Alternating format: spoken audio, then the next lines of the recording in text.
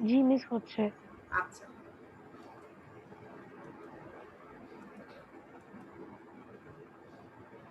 রায়তা একটু পড়ো, এখান থেকে একটু পড়ো তো। পারিবারিক ও আত্মকর্মসংস্থানমূলক উদ্যোগের হিসাব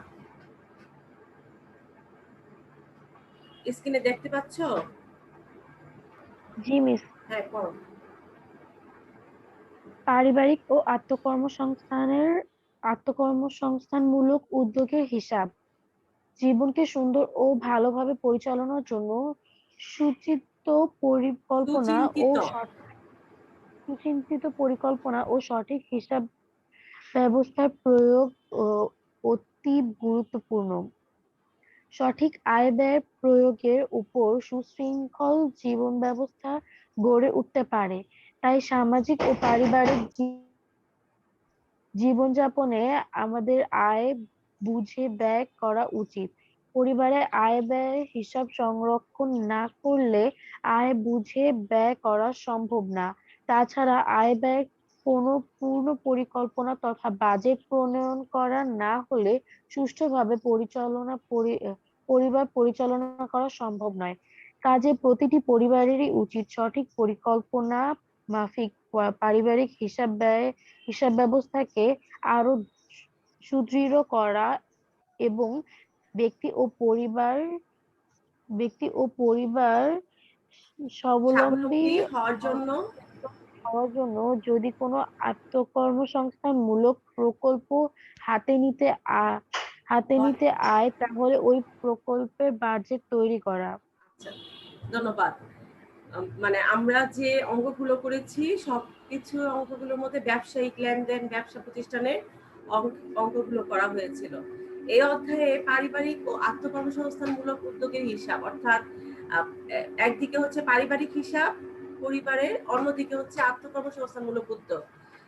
ব্যবসা উদ্যোগে তোমরা পড়েছো আত্মকর্মসংস্থান বলতে আমরা কি বুঝি? নিজে নিজের কর্মসংস্থানের ব্যবস্থা করাই হচ্ছে আত্মকর্মসংস্থান।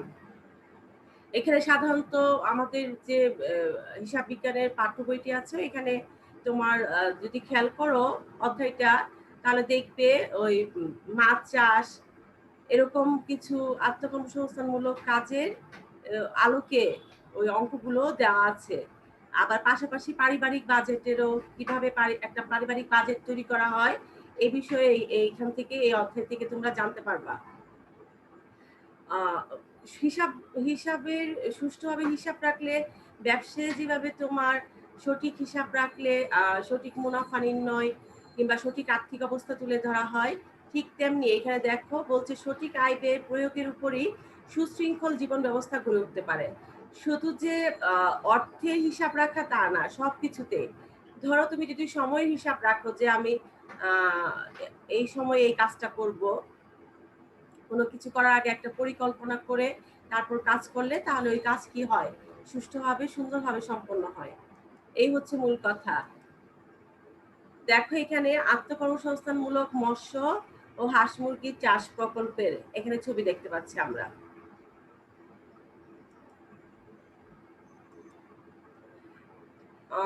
যদিও তোমাদের শর্ট সিলেবাসে এই অধ্যায়টা নেই, আমি আবারও বলছি যেহেতু পাঠ্য বই আছে তোমরা জাস্ট জানার জন্য হলেও অধ্যায়টা পড়বে। এই অধ্যায় শেষে তোমরা কি করতে পারবে? পারিবারিক হিসাব ব্যবস্থার ধারণা বৈশিষ্ট্য ব্যাখ্যা করতে পারবে, পারিবারিক বাজেট প্রণয়ন করতে পারবে, পারিবারিক আর্থিক বিবরণী প্রস্তুত করতে পারবে। এখানেও পারিবারিক আর্থিক বিবরণী প্রস্তুত করা হয়। ব্যবসায় যেরকম আর্থিক বিবরণী আছে এরকম পারিবারিকেও আর্থিক বিবরণী আছে, তবে ব্যবসায় যেরকম আমরা এ equal to L plus E হিসাব সমীকরণের আলোকে করি, এখানে এরকম করা লাগবে না। আত্মকর্মসংস্থানমূলক উদ্যোগের বাজেট প্রণয়ন ও তার হিসাব কি করতে হবে? সংরক্ষণ করতে পারবে তোমরা। নুরজাহান বলো,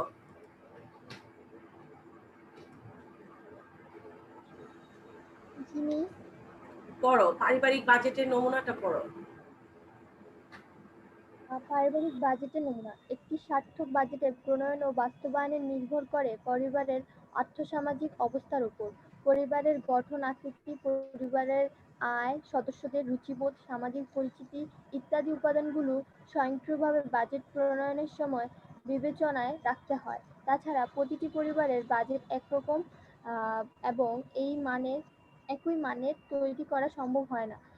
মোট কথা হলো আয় ব্যয়ের ভারসাম্য থেকে একটি পরিবারের বাজেট তৈরি হয়। ব্যয়ের খাত ব্যয়ের এটি কি? খাতোয়ার জিনিস কি? খাতোয়ারি মানে ব্যয়ের খাতোয়ারি, কি কি খাতে ব্যয় করা হবে সেটা বলবেন। ব্যয়ের খাতোয়ারি বন্টন নির্ভর করবে পরিবারের কাঠামোর ওপর। যেমন খাদ্য খাতে শতকরা 20% থেকে 25%, বস্ত্র খাতে 5% থেকে 10%, বাসস্থান খাতে 30% থেকে 40%, শিক্ষা খাতে 10% থেকে 15%, যানবাহনে 15% থেকে 20% খরচ করা যেতে পারে। আনুমানিক নিচে একটি পরিবারের 6 জন সদস্য ধরে বাজেটের নমুনা দেওয়া হলো। আচ্ছা, যখন এটা হচ্ছে একটা আনুমানিক স্ট্যান্ডার্ড যেটা মান, আদর্শ মান, সেই অনুযায়ী যে যদি তোমাকে কেউ বলে যে একটা পারিবারিক বাজেট তৈরি করো, তোমাদেরকে কেউ বললো যে আচ্ছা একটা পারিবারিক বাজেট তৈরি করো, তাহলে পারিবারিক বাজেটের যে মানে তোমার বাবার যে পরিমাণ আয় করবে সেই আয়ের টাকার উপর তোমার কি করতে হবে, খাদ্য খাতে তোমার ধরতে হবে 20% থেকে 25%।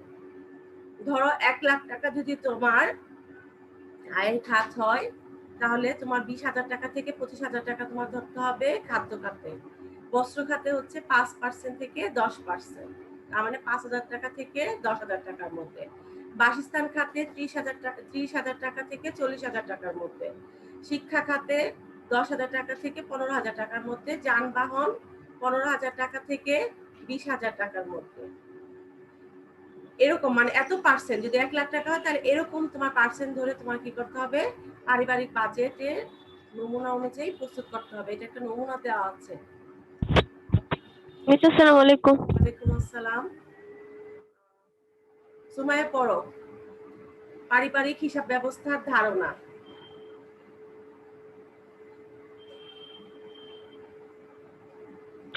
পারিবারিক হিসাব ব্যবস্থার ধারণা। মানুষের সুখের ঠিকানা হচ্ছে পারিবারিক বন্ধন। পরিবারের সুখের প্রত্যাশায় প্রতিটি মানুষ তার চিন্তা কর্মে পরিবারের উন্নত জীবন যাপনের চিন্তা ভাবনা করে। পরিবারকে সুন্দর ও সুষ্ঠুভাবে পরিচালনার জন্য দরকার একটি পরিকল্পনা, আর এই পরিকল্পনার একটি অবিচ্ছেদ্য অংশ হচ্ছে সঠিক হিসাব ব্যবস্থার প্রয়োগ। পরিবারের আয় ব্যয়ের মধ্যে যদি কোনো পরিকল্পনা না থাকে, তাহলে ওই পরিবার কখনোই সুশৃঙ্খলভাবে জীবনযাপন করতে পারবে না। পরিবারের আয় ব্যয়ের সঠিক হিসাব না থাকলে পরিবার বিশৃঙ্খলা সৃষ্টি হবে, ফলে পরিবারের সুখ শান্তি বিঘ্ন হবে। তাই বিঘ্নিত হবে। তাই ব্যবসা প্রতিষ্ঠানের মতো প্রতিটি পরিবারেরও আয় ব্যয় হিসাব সংরক্ষণ করা খুবই প্রয়োজন। পরিবার যেহেতু কোনো ব্যবসা প্রতিষ্ঠান নয়, তাই এর হিসাব ব্যবস্থা সঙ্গত কারণেই ব্যবসা প্রতিষ্ঠানের মতো হবে না। মূলত পরিবার হচ্ছে একটি অমুনাফাভোগী চলমান প্রতিষ্ঠান। অন্যান্য প্রতিষ্ঠানের মতো পরিবারেও আর্থিক লেনদেন সংঘটিত হয়, অর্থাৎ এখানে আয় আছে এবং ব্যয় আছে। সুতরাং আয় ও ব্যয়ের পূর্ব পরিকল্পনা থাকা জরুরি। সুষ্ঠুভাবে পরিবারকে পরিচালনা করতে হলে, অর্থাৎ নির্দিষ্ট আয়ের মধ্যে সুখী জীবন যাপন করতে হলে পরিকল্পিত হিসাব নিকাশ অত্যন্ত গুরুত্বপূর্ণ। হ্যাঁ, ধন্যবাদ। তার মানে কি বলা হচ্ছে যে মানে পরিকল্পনার একটা অংশ হচ্ছে সঠিক হিসাব ব্যবস্থার, অবিচ্ছেদ্য অংশ হচ্ছে সঠিক ব্যবস্থার প্রয়োগ। পরিবারও কি থাকে, আয় ব্যয় রয়েছে, তবে আয় ব্যয়ের মধ্যে যদি পরিকল্পনা না থাকে তাহলে কি হবে, সুশৃঙ্খল ভাবে জীবনযাপন করা যাবে না, বিশৃঙ্খলা সৃষ্টি হবে। স্বাভাবিক। ধরো একটা পরিবারে 50,000 টাকা বেতন পায় বাবা, এখন 50,000 টাকা বেতন পেয়ে যদি শপিং করে 30,000 টাকা শপিং করে ফেললো প্রথম মাসের প্রথম দিকে, তাহলে থাকলো কি বাকি 20,000 টাকা। এই 20,000 টাকা দিয়ে তোমাদের স্কুলের বেতন কিংবা অন্যান্য অসুস্থ হতে পারে, যে কোনো সামাজিক প্রোগ্রাম হতে পারে, বিয়ে, জন্মদিন, এরকম। আর পরিবারের তো প্রতিদিনের যে বাজার খরচ যেগুলো আমরা দেখলাম একটু আগে, যেগুলো লাগে আমাদের, তাহলে কি হবে, বাকি 20,000 টাকাতে কি হবে, একদম হিমশিম খেয়ে যাবে। হয়তোবা ধার করতে হবে, অর্থাৎ ঋণ নিতে হবে। এভাবে কি হবে, নানা বিশৃঙ্খলা সৃষ্টি হতে পারে। কিন্তু এই 50,000 টাকা যদি পরিকল্পনা অনুযায়ী, যে আমার এটা হচ্ছে আয়ের খাত এবং আমি কোন কোন খাতে ব্যয় করব, ব্যয়ের খাতগুলো চিহ্নিত করে আমি এই টাকাগুলো এই খাতে ব্যয় করব, তাহলে কি হবে, তাহলে এই যে বিশৃঙ্খলা এটা আর সৃষ্টি হবে না। সুন্দর মতো কি করা যাবে, আয় অনুযায়ী ব্যয় করা হবে এবং অতিরিক্ত যা থাকবে সেটা কি করা যাবে, সঞ্চয় করা যাবে। এতে কি হবে, সুখী জীবনযাপন করা যাবে। অর্থাৎ পরিকল্পিত হিসাব নিকাশই একমাত্র পারে সুখী জীবনযাপন করতে। আচ্ছা দেখো, এখানে একটা কাজ, পারিবারিক হিসাব ব্যবস্থা সুন্দর জীবনযাপনে কেন প্রয়োজন, তোমার মতামত দাও। কেন প্রয়োজন তোমরা বুঝতে পেরেছো? আমি আবারও বলছি যে যেহেতু আমাদের শর্ট সিলেবাসে এই অধ্যায়টা নেই, আমরা শুধু জানার জন্য এই অধ্যায়টা নিয়ে একটু আলোচনা করছি। তারপর দেখো পারিবারিক হিসাব ব্যবস্থার বৈশিষ্ট্য। তামান্না বলো। পারিবারিক হিসাব ব্যবস্থার বৈশিষ্ট্য। ১. অমুনাফাভোগী সংগঠন। পরিবারকে অমুনাফাভোগী সংগঠন হিসাবে বিবেচনা করতে হবে। যেহেতু লাভ লোকসানের কোনো প্রশ্ন নেই, সেহেতু নির্দিষ্ট সময়ের আয় ব্যয় বিবরণী তৈরির মাধ্যমে উদ্বৃত্ত বা ঘাটতি এবং আর্থিক অবস্থার বিবরণী প্রস্তুত করা হয়। স্বতন্ত্র একক নির্ধারক। প্রতিটি আচ্ছা পরিবার একটু তার তামান্না, কর্তব্য একটু থামো মা। খেয়াল করো, পরিবারকে কি বলা হচ্ছে, একটা অমুনাফাভোগী সংগঠন বা প্রতিষ্ঠান, সামাজিক প্রতিষ্ঠান। এখানে যেহেতু ব্যবসায়িক প্রতিষ্ঠান না, এই জন্য লাভ লোকসানের কোনো প্রশ্ন নেই। আয় ব্যয় বিবরণী তৈরির মাধ্যমে কি হয়, উদ্বৃত্ত ভাগ ঘাটতি। এটা বলতে কি বোঝাচ্ছে, হয় তোমার মানে 50,000 টাকা তোমার যদি আয় হয়, ব্যয় করা হলো ধরো 45,000 টাকা, তাহলে উদ্বৃত্ত রয়ে গেল কত, 5,000 টাকা। এটাই তোমার কি হবে, উদ্বৃত্ত হিসাবে চিহ্নিত করা হলো। আর যদি 50,000 টাকা তোমার আয় হলো, ব্যয় যদি হয় 55,000 টাকা, তাহলে কি হচ্ছে, তোমার ঘাটতি হচ্ছে। তার মানে কি, আয়ের অতিরিক্ত কি হচ্ছে, ব্যয় হচ্ছে, তখন ঘাটতি কি হচ্ছে, 5,000 টাকা। এবং কি হচ্ছে, আর্থিক বিবরণী প্রস্তুত করা হয়। তারপর বলো 2 নম্বর পয়েন্ট বলো। স্বতন্ত্র একক নির্ধারক। প্রতিটি পরিবারকে তার কর্তা ব্যক্তি বা অন্যান্য ব্যক্তি থেকে পৃথক বিবেচনা করে হিসাব নিকাশ সম্পন্ন করতে হয়। ৩. দায়বদ্ধতা। পারিবারিক হিসাব নিকাশ কারো নিকট পেশ করতে হয় না, সুতরাং হিসাব নিকাশের ক্ষেত্রে জবাবদিহিতা বা দায়বদ্ধতা নেই। ৩. নগদ লেনদেন। পরিবারের লেনদেনের বেশিরভাগ ক্ষেত্রে নগদে সংগঠিত হয়ে থাকে, ফলে হিসাব নিকাশ সংরক্ষণ করা অনেক সহজ। নির্ধারিত কাজ। বেশিরভাগ ক্ষেত্রেই পরিবারের হিসাব নিকাশের খাত নির্ধারিত থাকে। আচ্ছা, হ্যাঁ ধন্যবাদ। দেখো এখানে পরিবারকে তার কর্তা ব্যক্তি বা অন্যান্য ব্যক্তি থেকে পৃথক বিবেচনা করে হিসাব নিকাশ সম্পন্ন করা হয়। এটা কিন্তু ব্যবসায়ের মতো।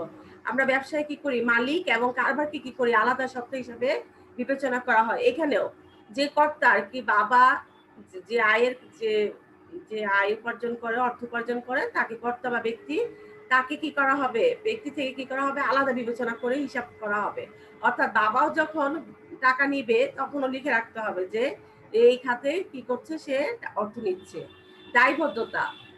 ব্যবসার ক্ষেত্রে ধরো দায়বদ্ধ থাকে আমাদের ওই যে অভ্যন্তরীণ আমরা ব্যবহারকারী এবং বাহ্যিক ব্যবহারকারী জেনেছি, যে মালিক পক্ষ জানতে চায় কি অবস্থা, তারপর কর্মকর্তা জানতে চায় ব্যবসায়িক কি অবস্থা, শেয়ার হোল্ডাররা জানতে চায় ব্যবসায়িক কি অবস্থা, সরকার জানতে চায় ব্যবসায়িক কি অবস্থা, কারণ সরকার আয়ের উপর কর নির্ধারণ করবে, শেয়ার হোল্ডাররা লভ্যাংশ দাবি করবে, কর্মকর্তা কর্মচারীরা বোনাস দাবি করবে, বেতন বাড়ানোর দাবি করবে। এই জন্য প্রত্যেকটা জবাবদিহিতা রয়েছে। কিন্তু দায়বদ্ধ এখানে কিন্তু এটা নেই, কারণ কেউ পেশ করতে হয় না, এই জন্য এখানে জবাবদিহিতা বা দায়বদ্ধতার কোনো ব্যাপার এখানে নেই। আর আমরা ব্যবসায়ীতে বেশিরভাগ লেনদেনই বাকিতে কিংবা নগদে, যেভাবেই হয়, 2 ধরনের লেনদেন আমরা করে থাকি ব্যবসা প্রতিষ্ঠানে, নগদ এবং বাকিতে। কিন্তু পারিবারিক লেনদেনে বেশিরভাগই নগদে সম্পন্ন হয়। এই জন্য এটা হিসাব রাখা খুব সহজ। আর নির্ধারিত খাত, বেশিরভাগ ক্ষেত্রে পরিবার হিসাব নিকাশের খাত নির্ধারিত থাকে। তোমরা যদি একটু খেয়াল করো, দেখবে তোমাদের পরিবারে কি কি নির্ধারিত খাত থাকে। সাধারণত নির্ধারিত খাত, যাদের বাসা নেই তাদের বাড়ি ভাড়া, তারপরে যে বস্ত্র, তারপর হচ্ছে বস্ত্র মানে হচ্ছে পোশাক পরিচ্ছদ কেনার, তারপর হচ্ছে তোমার ছেলে মেয়েদের স্কুলের বেতন, যাতায়াত ভাতা, খাবার খরচ, এগুলোই হচ্ছে নির্ধারিত। বেশি খাতগুলোতেই কি করা থাকে, আমাদের বেশিরভাগ ক্ষেত্রে পরিবারের এরকম নির্ধারিত খাত থাকে। চিকিৎসা, আমরা যেগুলো একটু আগে জেনেছিলাম।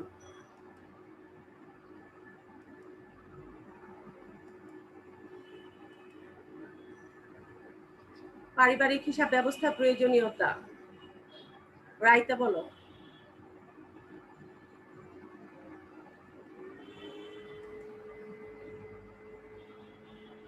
রাইতা শুনতে পাচ্ছ?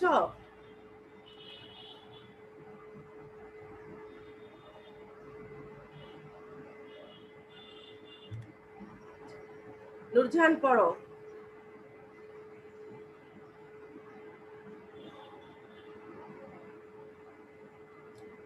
ঠিক আছে, রাইতা বলো। পারিবারিক হিসাব ব্যবস্থার বৈশিষ্ট্য অমুনাফাভোগী বৈশিষ্ট্য না, সংগঠন। প্রয়োজনীয়তা।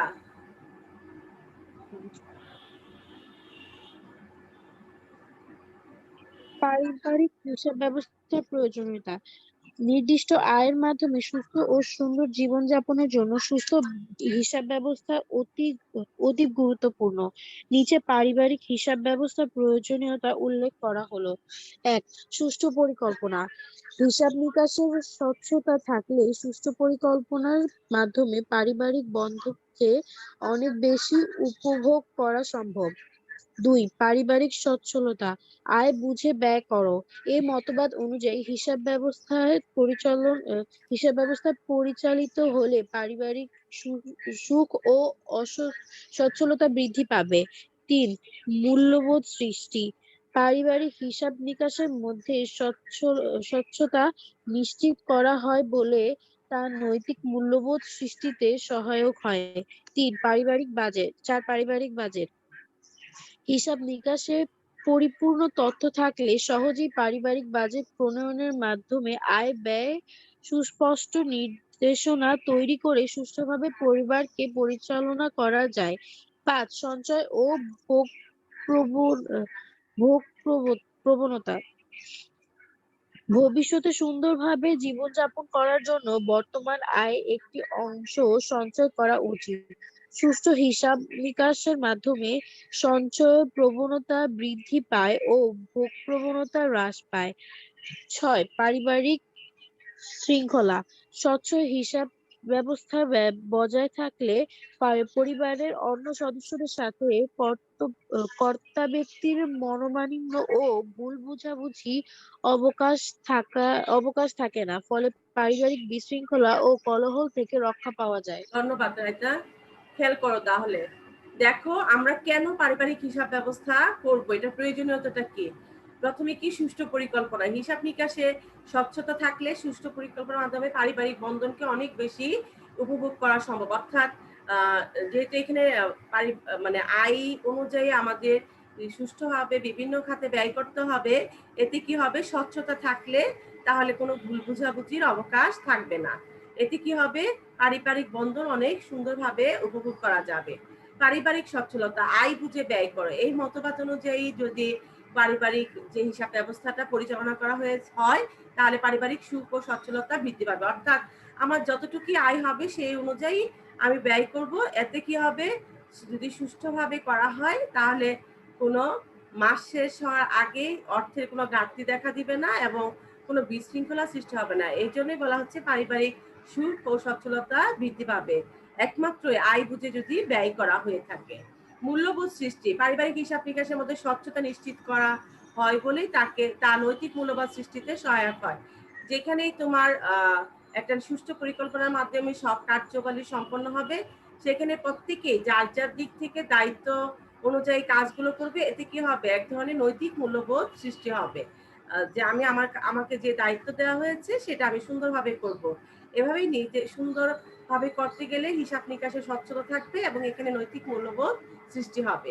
পারিবারিক বাজেট। হিসাব নিকাশে পরিপূর্ণ তথ্য থাকলে সহজেই পারিবারিক বাজেট প্রণয়নের মাধ্যমে আয় ব্যয়ের সুস্পষ্ট নির্দেশনা তৈরি করে সুষ্ঠুভাবে পরিবারকে পরিচালনা করা যায়। এখানে পরিপূর্ণ তথ্য থাকতে হবে, মানে কোন কোন খাতে তুমি ব্যয় করবে সেই তথ্যগুলো থাকলে তাহলে সুস্পষ্ট যে আয় ব্যয়গুলো সেগুলো নির্দেশনা দেওয়া সহজ হয়। সঞ্চয় এবং ভোগ প্রবণতা। ভবিষ্যতে সুন্দরভাবে জীবনযাপন করার জন্য বর্তমানে আয়ের একটি অংশ কি করা উচিত, আমাদের প্রত্যেকেরই সঞ্চয় করা উচিত। সুষ্ঠু হিসাব নিকাশের মাধ্যমে সঞ্চয় প্রবণতা বৃদ্ধি পায় এবং ভোগ প্রবণতা কি হয়, হ্রাস পায়। অর্থাৎ আমি খরচটা কম করব, আমি খরচটা কমিয়ে দিয়ে একটু সঞ্চয় করব। এতে কি হবে, সঞ্চয়ের প্রবণতা বাড়বে এবং খরচ করার প্রবণতাটা কমে আসবে, অর্থাৎ ভোগ প্রবণতাটা কমে আসবে। পারিবারিক শৃঙ্খলা, স্বচ্ছ হিসাব ব্যবস্থা বজায় থাকলে পরিবারের অন্য সদস্যদের সাথে কর্তব্যভিত্তিক মনোমালিন্য ও ভুল বোঝাবুঝির অবকাশ থাকে না। ফলে কি হবে, কোনো পারিবারিক বিশৃঙ্খলা কিংবা কলহ থেকে কি পাবে, রক্ষা পাবে। শুধুমাত্র একটি সুষ্ঠু পরিকল্পনা এবং সঠিক হিসাব ব্যবস্থার মাধ্যমে সেটা সম্ভব।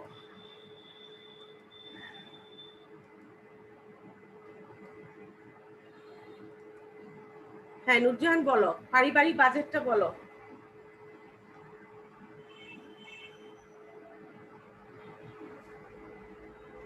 পারিবারিক বাজেট বাজেট বলতে বোঝায় পরিকল্পনা, সংখ্যাতত্ত্ব প্রকাশ, অর্থাৎ নির্দিষ্ট লক্ষ্য অর্জনের জন্য নির্দিষ্ট সময় আয় ও ব্যয়ের পূর্ব পরিকল্পনার সংখ্যাতত্ত্ব প্রকাশই হচ্ছে বাজেট। নির্দিষ্ট সময় বলতে কোনো বাঁধা ধরা নিয়ম নেই, সাপ্তাহিক, মাসিক কিংবা বার্ষিকও হতে পারে। পারিবারিক বাজেট বলতে বোঝায় পরিবার কেন্দ্রীয় আয় ব্যয় ভবিষ্যৎ পরিকল্পনা, অর্থাৎ পরিবারের আয়ের উৎস এবং চাহিদার ভিত্তিতে ব্যয়ের খাত নির্ধারণ করে যে পূর্ব পরিকল্পনা করা হয় তাকে পারিবারিক বাজেট বলা হয়। বাজেট প্রণয়ন করার মাধ্যমে পারিবারিক একটি নির্দিষ্ট কাঠামো ভিতর আনা হয়, যাতে করে আয়ের অতিরিক্ত ব্যয়ের কোনো সুযোগ না থাকে। নির্দিষ্ট কাঠামোর ভিতর অর্থাৎ বাজেটের মাধ্যমে পারিবারিক হিসাব নিকাশ পরিচালনা করতে পারলে নির্দিষ্ট আয়ের মধ্যেই সুষ্ঠু ও সুন্দর জীবনযাপন করা সম্ভব। ধন্যবাদ। আমরা যে দেখো পারিবারিক বাজেট বলতে বোঝায় পরিকল্পনার সংখ্যাত্মক প্রকাশ। আমরা যদি পরিকল্পনা করি যে এই খাতে ব্যয় করা হবে, এবং ধরো আমি যদি ধরে নেই যে 50,000 টাকা আয়, তাহলে এটার বস্ত্র খাতে যদি 10%, তাহলে 50,000 টাকা 10% হচ্ছে 5,000 টাকা, এরকম। তাহলে ওই যে টাকাটা ধরা হলো, এইভাবে যদি সংখ্যায় প্রকাশ করা হয় তখন এটা কি হয়ে যাবে, বাজেট হয়ে যাবে। অর্থাৎ পরিকল্পনার সংখ্যাত্মক প্রকাশই হচ্ছে বাজেট। পরিবারের আয়ের উৎস এবং চাহিদার ভিত্তিতে ব্যয়ের খাত নির্ধারণ করে যে পূর্ব পরিকল্পনা করা হয় তাকে কি বলা হচ্ছে, পারিবারিক বাজেট। এখানে দেখো সুন্দর করে বলা হয়েছে যে নির্দিষ্ট কাঠামোর ভিতর, অর্থাৎ বাজেটের মাধ্যমে পারিবারিক হিসাব নিকাশ পরিচালনা করতে পারলে নির্দিষ্ট আয়ের মাধ্যমে সুষ্ঠু ও সুন্দর জীবন যাপন করা সম্ভব। হ্যাঁ, এটা আমিও বিশ্বাস করি। যার যেরকম আয় আছে সে আয়ের উপর ভিত্তি করে ব্যয়ের খাতগুলো চিহ্নিত করে সুন্দরভাবে যদি একটি পরিকল্পনা এবং সেই পরিকল্পনা অনুযায়ী বাজেট প্রণয়ন করা হয়, তাহলে আসলে জীবন সুষ্ঠু সুন্দরভাবে জীবনযাপন করা সম্ভব। ঠিক আছে, আমরা গত ক্লাসে অধ্যায় 10-এর বহুনির্বাচনী প্রশ্ন নিয়ে আলোচনা করছিলাম, বোর্ড কোশ্চেন এগুলো ছিল। কিছু আজকে আরো কিছু আলোচনা করব। তোমাদেরকে ওই অধ্যায় 10-এর সাথে আরো কিছু বোর্ড কোশ্চেনের কি বলবো আমি সমন্বয়গুলো নিয়ে আলোচনা করব, এবং পাশাপাশি আরেকটা ক্লাসে বাজেটের মূল এইগুলো বিষয়গুলো তুলে ধরে অঙ্ক না নিয়ে আলোচনা করি, আর অন্য যে খাতগুলো আছে এগুলো নিয়ে মোটামুটি আরেকটা ক্লাস নেব, শুধুমাত্র ধারণা দেওয়ার জন্য। অধ্যায় 10-এর পাশাপাশি আমি অধ্যায় 12টাও তোমাদের ধারণা দিব। তাহলে সবাই একটু ক্যালকুলেটর নাও, খাতা, ক্যালকুলেটর, কলম নাও। আমি এখন বহু নির্বাচনী নিয়ে আলোচনা করব, তোমরা আমার আগেই চেষ্টা করবে উত্তর দেওয়ার জন্য।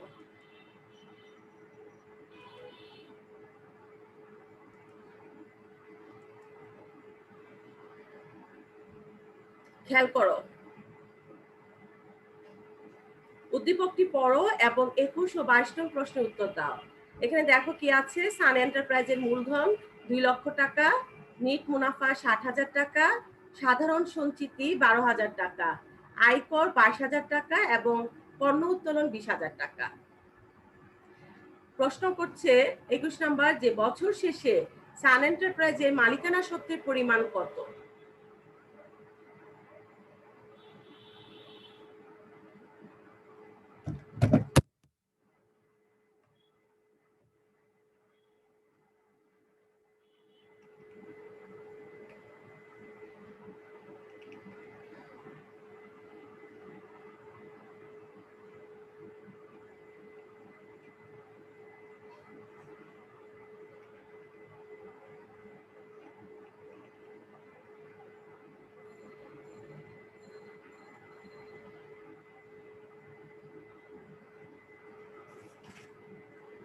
কে বলতে পারবে সঠিক উত্তর কোনটি?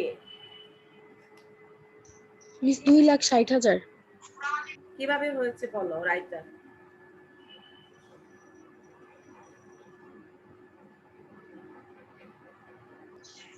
মিস মূলধন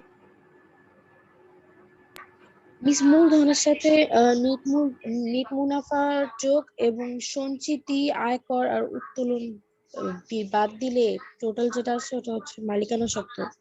বলো, এমন বলো, এখানে কোনটা সঠিক? ক নাম্বার। হচ্ছে 2,60,000 টাকা।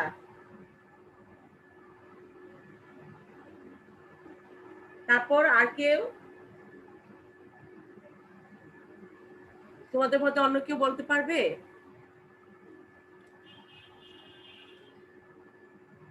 মিস আমার 2,30,000 আছে। হ্যাঁ সুমাইয়া বলো কিভাবে 2,30,000 টাকা?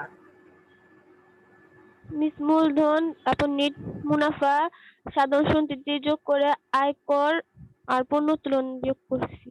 ধন্যবাদ।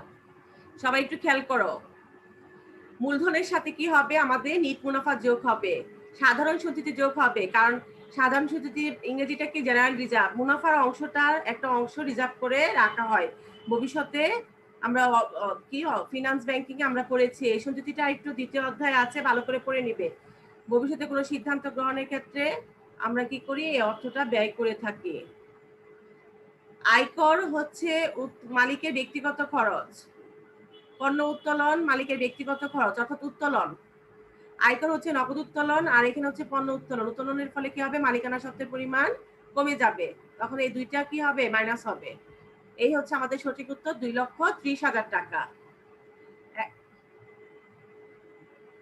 বছর শেষে মোট উত্তোলনের পরিমাণ কত? মোট উত্তোলনের পরিমাণ কত? আমি কিন্তু হিন্টস দিয়ে দিয়েছি।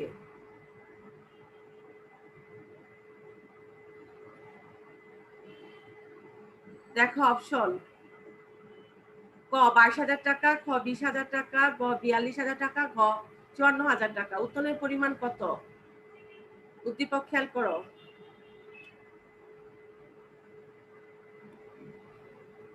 মিস 42,000 টাকা।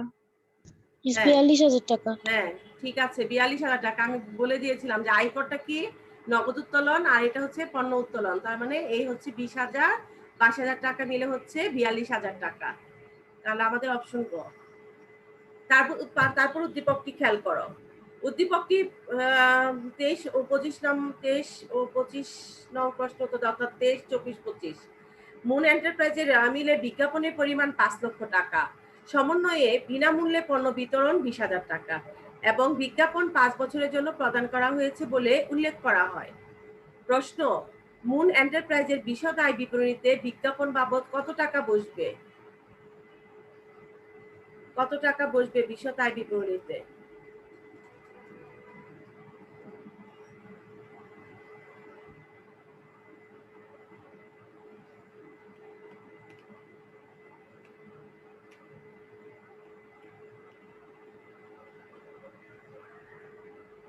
মিস 5,20,000 টাকা। 5,20,000 টাকা রায়তা বলছো? রায়তা যা বলেছে অন্যরা কি রায়তার সাথে একমত?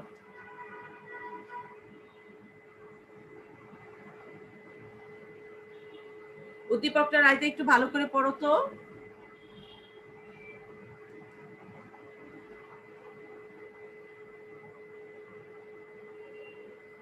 দেখো, উদ্দীপকে বিজ্ঞাপনের পরিমাণ 5 লক্ষ টাকা, সমন্বয়ে বিনামূল্যে পণ্য বিতরণ 20,000 টাকা এবং বিজ্ঞাপন 5 বছরের জন্য প্রদান করা হয়েছে বলে উল্লেখ করা হয়। কেউ বলতে পারছো না? ঠিক আছে, খেয়াল করো। রায়তা বলেছে 5,20,000 টাকা। 5,20,000 টাকা হচ্ছে বিজ্ঞাপন 5 বছরের জন্য। আমরা কি, নুরজাহান কিছু বলবে? আচ্ছা, তাহলে 5,20,000 টাকা, এই 5,20,000 টাকা হচ্ছে বিজ্ঞাপন বাবদ 5 বছরের জন্য প্রদান করা হয়েছে। আমরা আমাদের হিসাবকাল কি? হিসাবকাল ধারণা নীতি অনুযায়ী আমরা 1 বছরের হিসাব করে থাকি। এখানে আমি প্রশ্ন করেছি মুন এন্টারপ্রাইজের বিশদ আয় বিবরণীতে বিজ্ঞাপন বাবদ কত টাকা বসবে। তার মানে বিশদ আয় বিবরণীতে আমার 1 বছরের যে খরচটা, সেই খরচটা এখানে আসবে। তাহলে 5,20,000 টাকা ভাগ হচ্ছে 5 দিয়ে, 5 বছরে, তাহলে 1,04,000 টাকা। এটাই হচ্ছে আমার চলতি বছরে খরচ বিজ্ঞাপন বাবদ। আর বিলম্বিত বিজ্ঞাপন হবে আমার পরেরটা। যাই হোক, এটা আমি পরে আলোচনা করব। তাহলে বুঝতে পেরেছো বিশদ আয় বিবরণীতে কত টাকা আসবে? চলতি বছরের জন্য যে খরচটুকু শুধু ওই টাকাটাই আসবে 1,04,000 টাকা। চলতি বছরে বিজ্ঞাপন বাবদ খরচ হবে আমার 1,04,000 টাকা। ক্লিয়ার? সবাই বুঝতে পেরেছো? জি মিস। হ্যাঁ, একটু রেসপন্স করলে আমার জন্য সুবিধা। এখন দেখো 24 নম্বর কোশ্চেন। মুন এন্টারপ্রাইজের আর্থিক অবস্থার বিবরণীতে অলিক সম্পদ বা বিলম্বিত বিজ্ঞাপন বাবদ কত টাকা বসবে? এখন বলো, বিলম্বিত বিজ্ঞাপন বাবদ কত টাকা বসবে?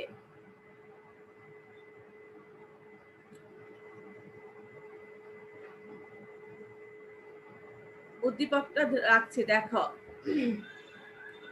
বিলম্বিত বিজ্ঞাপন কত টাকা হবে? 4,16,000 টাকা। 4,16,000 টাকা। কারণ 5,20,000 টাকা আমার বিজ্ঞাপন, সেখান থেকে চলতি বছরে বিজ্ঞাপন বাবদ খরচ হচ্ছে 1,04,000 টাকা। তার মানে বাকি যে 4,16,000 টাকা সেটাই হচ্ছে আমার বিলম্বিত বিজ্ঞাপন, অর্থাৎ পরবর্তী 4 বছরের জন্য। ধন্যবাদ।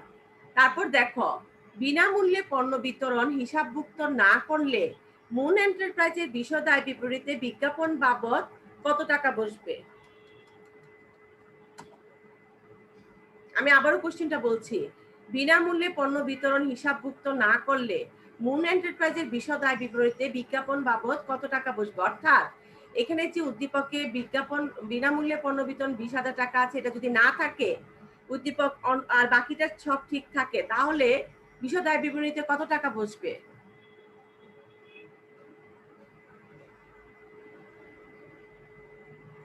মিস 1 লাখ টাকা। হ্যাঁ, ধন্যবাদ নুরজাহান, 1 লক্ষ টাকা। কারণ তাহলে আমার বিজ্ঞাপন হচ্ছে 5 লক্ষ টাকা, 5 দিয়ে ভাগ করব, তাহলে চলতি বছরের জন্য আমার খরচ হবে 1 লক্ষ টাকা বিজ্ঞাপন বাবদ। তারপর দেখো 26 নাম্বার, সরি উদ্দীপকটি দেখো, 26-27 নম্বর প্রশ্নের উত্তর দিতে হবে। জনাব রাশেদের 2019 সালের 31 ডিসেম্বর তারিখে খতিয়ান উদ্বৃত্তগুলো ছিল নিম্নরূপ: হাতে নগদ 50,000 টাকা, ব্যাংকে জমা 80,000 টাকা, বাড়ি ভাড়া 20,000 টাকা, অগ্রিম প্রদত্ত বেতন হচ্ছে 8,000 টাকা। বিজ্ঞাপন বাবদ খরচ হচ্ছে 12,000 টাকা।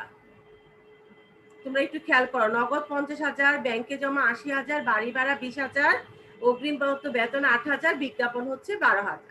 এখন প্রশ্ন, উদ্দীপকে চলতি সম্পদের পরিমাণ কত? চলতি সম্পদের পরিমাণ কত?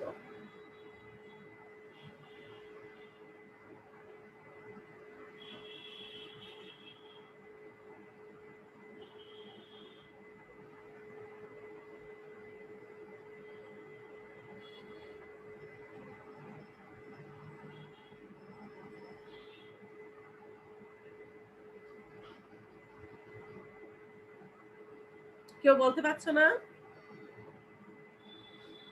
মিস 1,50,000। মিস 1,38,000। হ্যাঁ, ভেরি গুড, 1,38,000।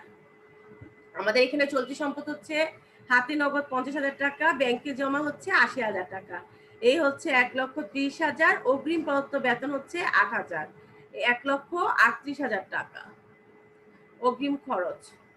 অগ্রিম খরচ সম্পদ হিসাবে বিবেচনা করা হয়। আচ্ছা, তারপর দেখো 27 নম্বর কোশ্চেন। জনাব রাশেদের মুনাফা জাতীয় ব্যয় কত? 20,000 টাকা, 40,000 টাকা, 12,000 টাকা, 32,000 টাকা। মুনাফা জাতীয় ব্যয়।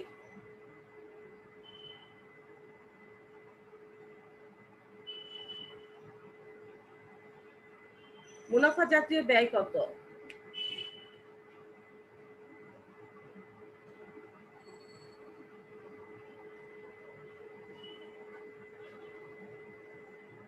মুনাফা জাতীয় ব্যয়টা বলতে কি বুঝি আমরা?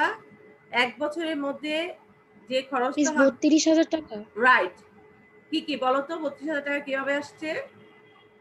মিস Right, বাড়ি ভাড়া প্লাস বিজ্ঞাপন খরচ। রাইট।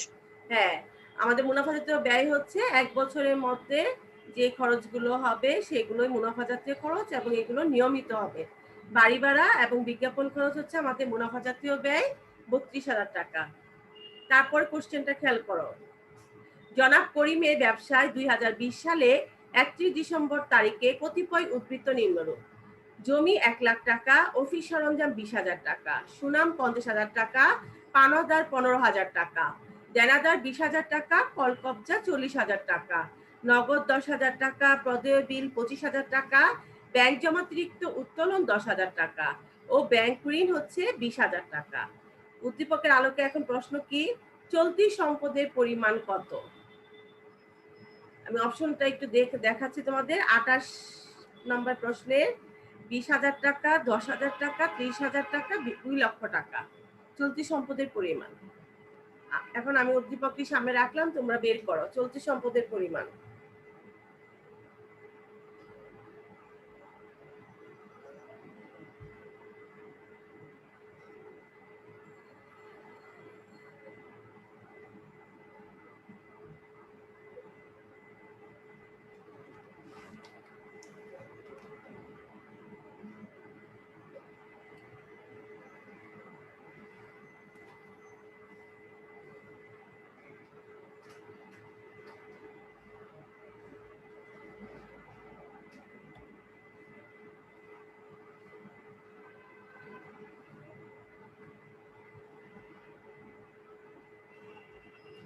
আমি বলবো, দেখো এখানে চলতি সম্পদ হচ্ছে আমাদের দেনাদার 20,000 টাকা, নগদ হচ্ছে 10,000 টাকা, 30,000 টাকা,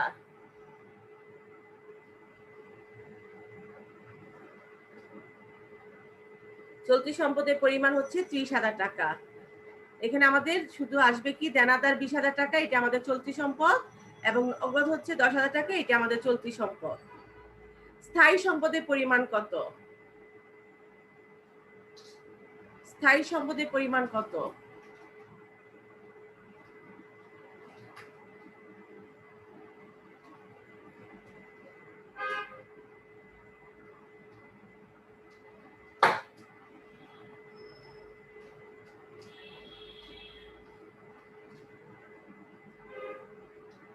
কেউ পারবে না বলতে?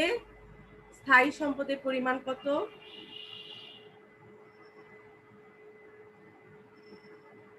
ঠিক আছে, আমি বলে দিচ্ছি। স্থায়ী সম্পদ হচ্ছে আমাদের জমি 1 লক্ষ টাকা, অফিস সরঞ্জাম 20,000 টাকা, সুনাম 50,000 টাকা, কলকবজা 40,000 টাকা। এই হচ্ছে আমাদের স্থায়ী সম্পদ। এখন বলো কত? পরিমাণ বলো। 2,10,000 টাকা। 2,10,000 টাকা আমাদের চলতি সম্পদের, স্থায়ী সম্পদের পরিমাণ হবে 2,10,000 টাকা। প্রশ্ন, মোট দায়ের পরিমাণ কত? মোট দায়ের পরিমাণ কত?